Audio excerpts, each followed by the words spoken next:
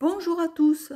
Dans ma vidéo, je vous explique comment réaliser un Dutch pour avec les 3 couleurs primaires. Je vais préparer mon rouge. Ici, il m'en reste très peu. Donc, je vais en refaire. Je vais vous montrer comment je fais ma peinture pour le Dutch pour. Je vais ajouter du Févicryl Cadmium Red, tout simple. Je vais mettre, je ne sais pas si vous voyez le fond du récipient, mais je vais mettre à peu près ça, ici, voilà, 50 de peinture. Je vais rajouter le médium ici, et je vais mettre de l'eau, peut-être jusqu'ici. Je vais voir, ça dépend de la fluidité. Il faut que cette peinture soit très liquide. Je mets donc ma peinture dans le flacon.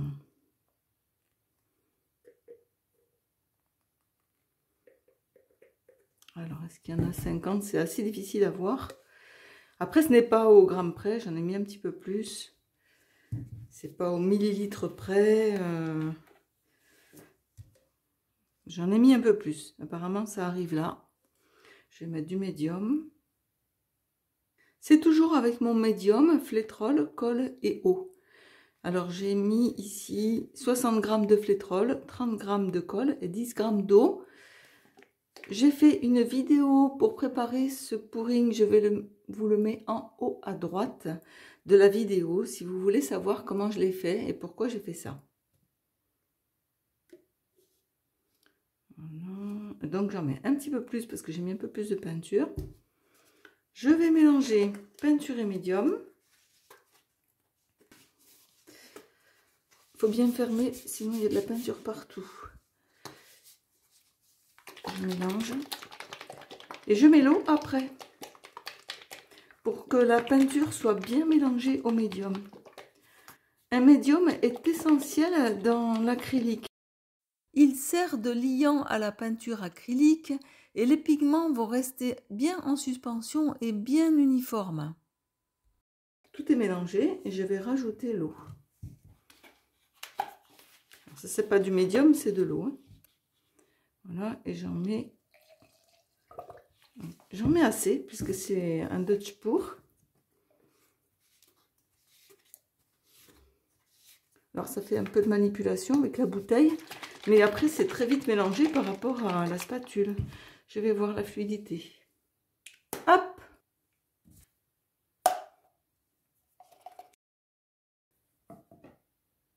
Voici la bonne consistance de la peinture. Très fluide pour le Dutch pour. Un filet mais très mince. Je vais faire une partie en blanc, une partie en noir, en séparant en diagonale les peintures de fond. Cette fois-ci, j'ai fait autrement. À la place des petites punaises comme ça, sur les coins, j'ai mis un carton très épais. Et ce qui me permet de ne pas avoir de creux au milieu de la toile. On va voir si ça va mieux se passer.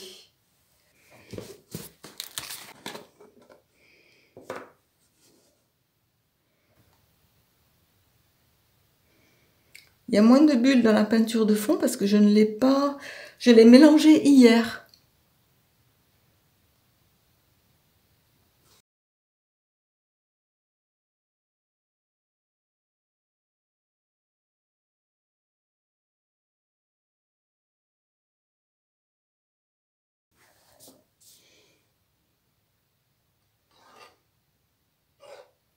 Il n'y a aucune bulle sur cette peinture de fond. C'est vraiment génial.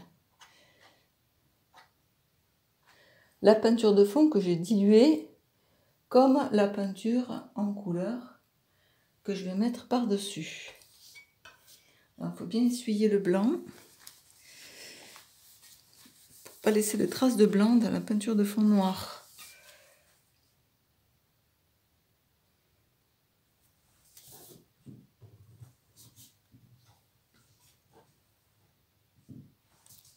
J'essaie de pas trop me gaspiller. J'aime pas ça. Hop, jusque sur les bords. Et ici, j'ai des traces de peinture blanche.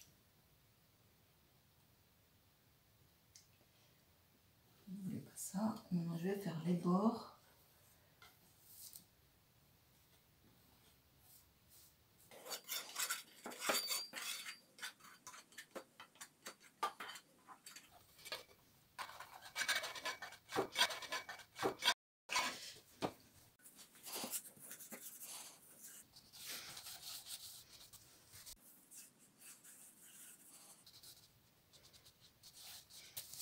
Je vais maintenant mettre les peintures de couleur.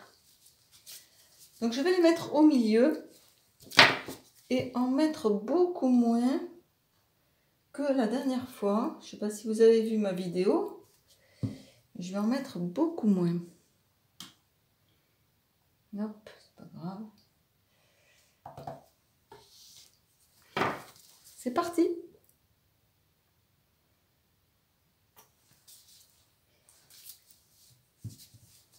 Du rouge, du bleu, du jaune.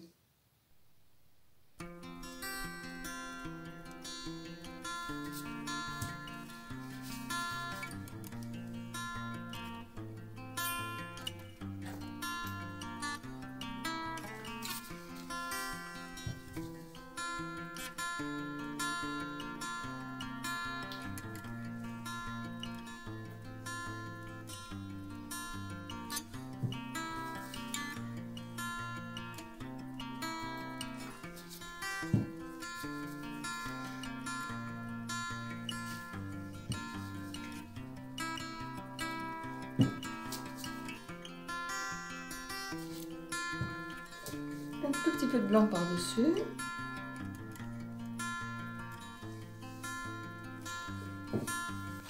C'est parti pour le sèche-cheveux.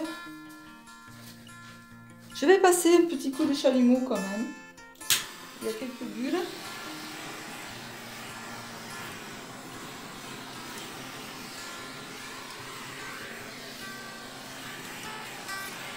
Bon, ça fait déjà des petits effets, c'est sympa.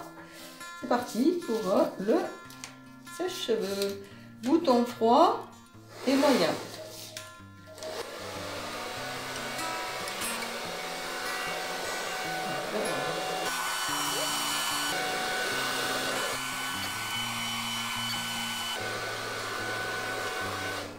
J'ai bien rabattu la peinture blanche sur les couleurs, la peinture noire sur les couleurs, et maintenant je vais étaler. Je vais remettre encore un peu de peinture blanche sur les couleurs.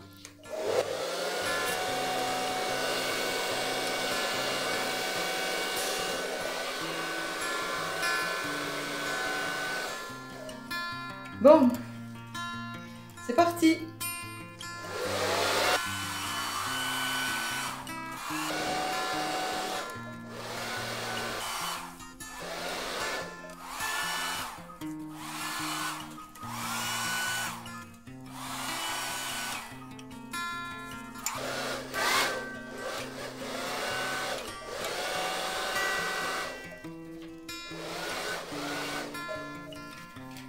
Je pense que je vais m'arrêter là. Je vais rajouter de la peinture blanche ici.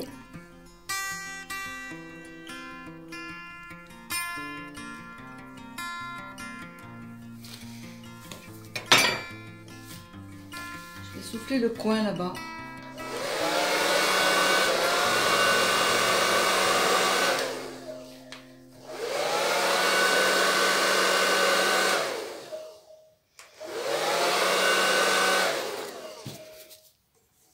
C'est mieux s'il est tout en blanc. Je vais partir la peinture noire.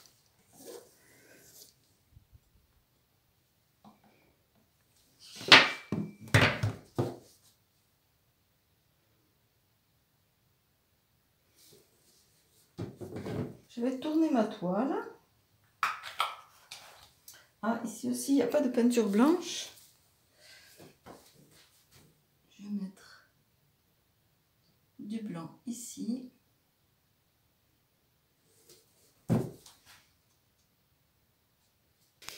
Après, ce que je peux faire, c'est des effets avec le doigt comme ça. Puisque la peinture est encore bien fraîche. La peinture pourrigne est vraiment aléatoire. Le Dutch pour est encore plus aléatoire. Je ne suis pas vraiment satisfaite du résultat.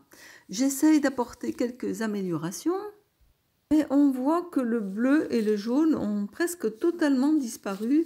Là, je ne pourrais pas faire grand-chose. Voilà. Il faut savoir s'arrêter, hein. Stop. Ben non, j'ai continué, car je trouve mon Dutch pour vraiment raté. J'essaye de l'améliorer avec des petites arabesques en m'amusant avec la peinture.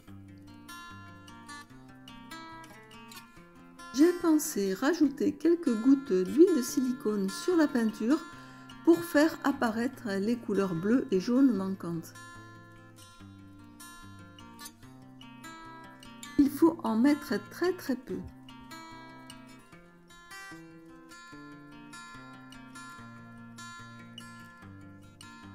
Voilà l'effet final, c'est catastrophique. Ça ne ressemble plus à rien, les couleurs ne sont pas revenues. Voilà où est mon premier tableau. Je l'ai mis dans un pot. J'ai remis la peinture de fond blanche et noire et je recommence.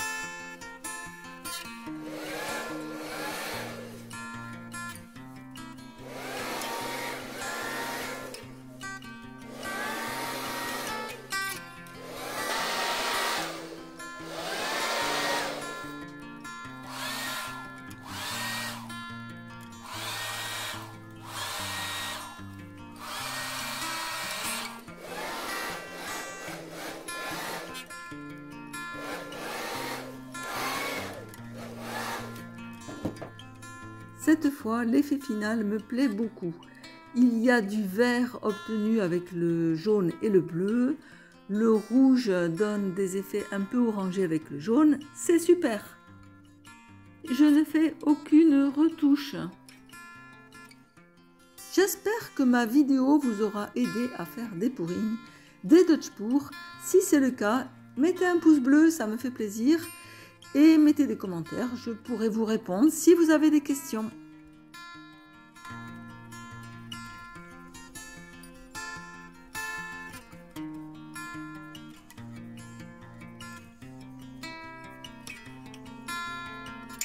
Mon tableau est sec, je l'ai verni. Voici le résultat final.